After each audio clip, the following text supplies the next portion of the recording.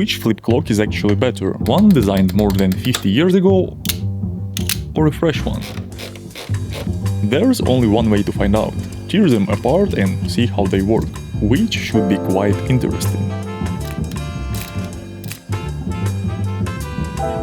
This one is made by the Sankyo company, a Japanese manufacturer that doesn't make clocks anymore, which makes it truly vintage. You can only buy used ones now. And that's exactly what I did on eBay for around $40 in a non-working condition. Then I disassembled it, fixed it a little and showed the process in the previous video.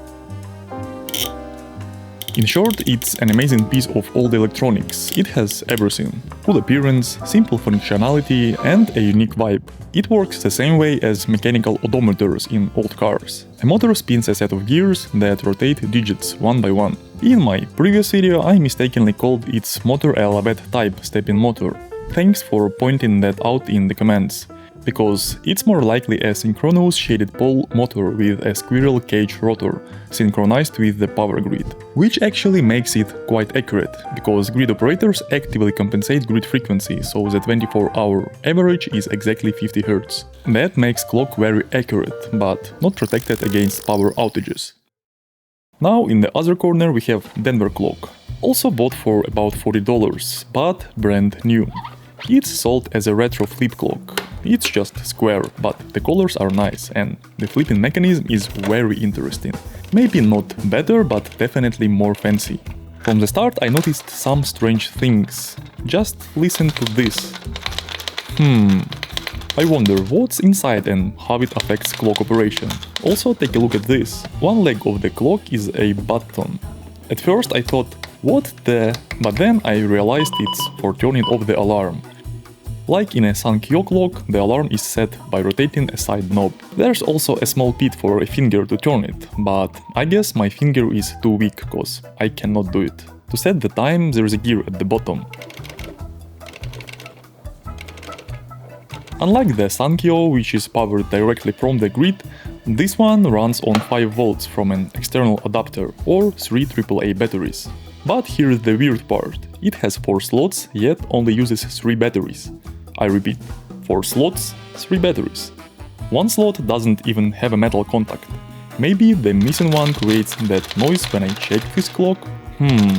It's also a radio, which is definitely a retro feature, but control is quite awkward. I prefer rotary dials to buttons, like in my old Italian radio I will show you in a future video. Or sensor control if it's done properly, like in my new standing desk with 2 motors and 440 pound static capacity from FlexiSpot, which actually allows me to put all my equipment on it without worrying about it collapsing, even if I sit on top of it. Another thing, I'm really tall and it's always been a real pain to find jeans of the right length and a table of the right height, because sitting with a curved back all day is definitely not healthy. But with this desk that's no longer a problem, because it can be adjusted to any height needed.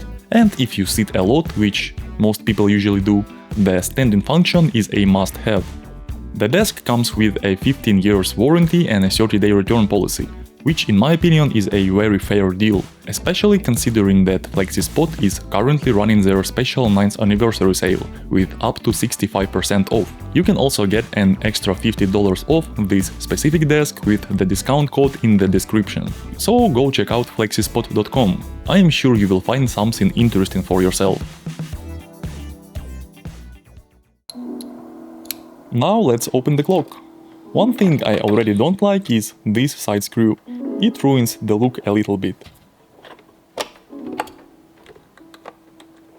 Finally, the juicy parts.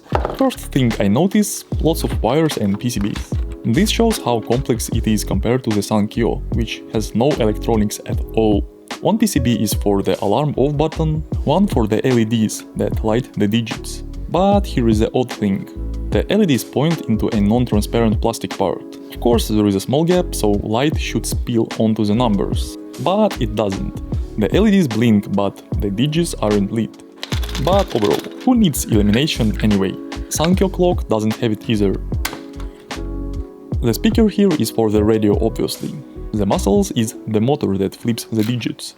The brain is the main control board. I won't dive too deep into the electronics because most parts aren't labeled, but I did find the QN8075, which is a single chip low-powered FM receiver. The rest is probably an amplifier, some logic and maybe some controller. Anyway, let's look at the motor and main flipping mechanism, which I think is the most interesting part of this clock. This time I'm sure the motor is a Lavet-type step-in motor. Why? Because I was able to disassemble it and look inside. Inside it hides a lot of gears, another PCB with quartz oscillator, a stator coil and a magnetic rotor with gear on top. So when AC voltage is applied from the integrated circuit, the one hidden under the black epoxy blob, the rotor moves to one of two discrete positions. It rotates, moving another gear, which moves another gear and another. There are actually lots of gears somehow working together. One gear in here sets the time by simply rotating the shaft. Another one sets the alarm, which is triggered when...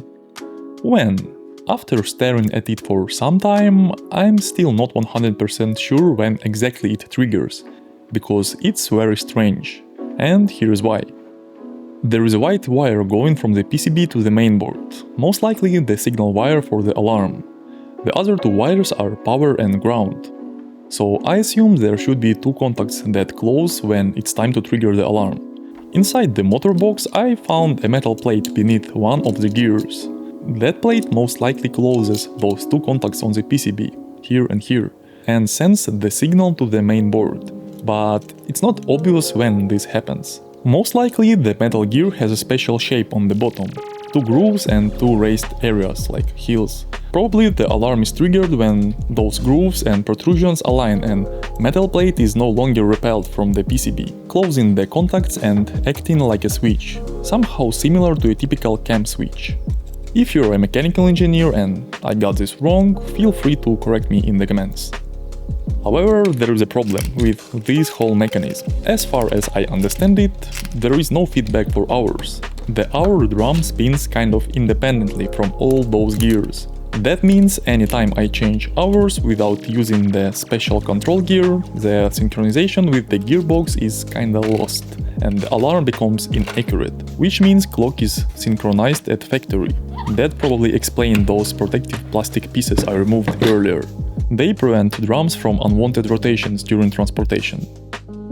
Now, why does the hour drum move independently? Aren't the hour and minutes drums on the same shaft? Actually, unlike the Sankyo clock, which has one main shaft with all gears rigidly attached to it, there is no such thing in here. In here, the motor rotates a shaft that transfers torque to the minutes drum through a simple male to female rigid junction. That keeps the metal gear and minutes drum synchronized, but not hours drum, which is connected by helical cam.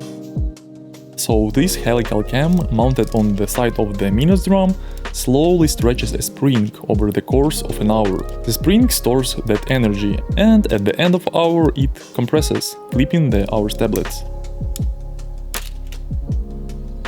Basically, this allows to use a very low power motor to rotate these relatively heavy drums. But it also means the hour drum is not in a fixed position with the gearbox or motor.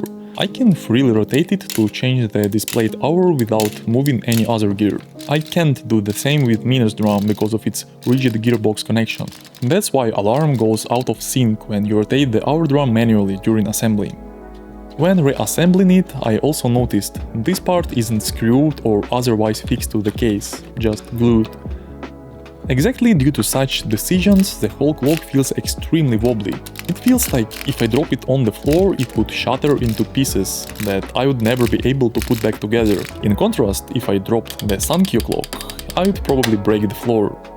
That's the difference. The Sankyo clock is fully metal, heavy, and heavy is good. Heavy is reliable. If it doesn't work, I can always hit somebody with it. This one, in contrast, is fully plastic. What can I say? It started falling apart before I even touched it. So here are the main differences between the two. Sankyo has less parts, which means it's more reliable, and it's analog clock with drums rotating smoothly. It has higher power consumption of around 3 watts, but overall it looks much better. Unfortunately, it's not produced anymore and it is a little bit noisy. This one is obviously more complex, which makes it less reliable. From the other side, it has much more functions, usefulness of which are doubtful, at least for me. It has much lower power consumption. Looks okay, but not ideal. And the main difference is that it's a digital clock, number plates of which are flipped at discrete moments of time. So write in the comments which clock mechanism you like more, and please don't forget to check my other videos, they are quite nice. Love you, bye.